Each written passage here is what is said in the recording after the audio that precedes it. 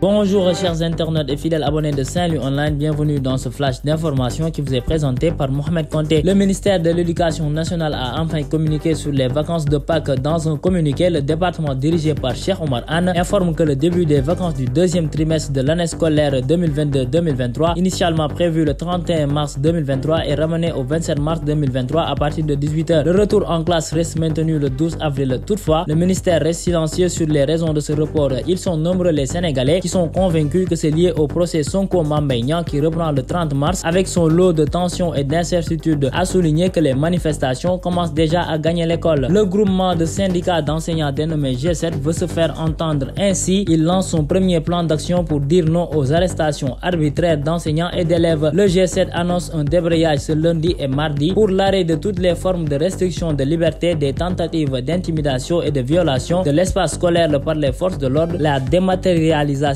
des actes et des procédures, la révision du statut des décisionnaires, le parachèvement de toutes les formations à la FASTEF, philosophie, la mise en position de stage, PC professeurs issus du recrutement spécial, le reversement des MEPS dans le corps des PCEM en EPS, le paiement de l'indemnité de classe spéciale entre autres et la résolution du passif des différents protocoles. Le G7 décrète lundi 27 mars 2023 un débrayage à 10 h et mardi 28 à 10 h, informe un communiqué des syndicats. La Fédération des transports du 3e millénaire de Saint-Louis a tenu une assemblée générale parrainée par l'administrateur du Fonds des transporteurs terrestres Babacar Gaye. C'est un choix judicieux compte tenu de la disponibilité de l'homme et de son sens de l'écoute, a déclaré Lassana Der, le président de ce regroupement, à l'endroit du responsable de l'Alliance pour la République APR. Il a lancé par ailleurs le plaidoyer pour l'intégration des doléances des transporteurs de Saint-Louis dans les fonds de transporteurs terrestres. Nous voulions bénéficier de ces nouveaux véhicules de transport que nous voyons, a-t-il dit, avant d'inviter ses collègues du secteur à renforcer leur union. Voilà, c'est tout pour ce flash. Restez connectés au programme de Saint-Louis Online. Continuez à liker et à vous abonner. D'ici là, portez-vous bien.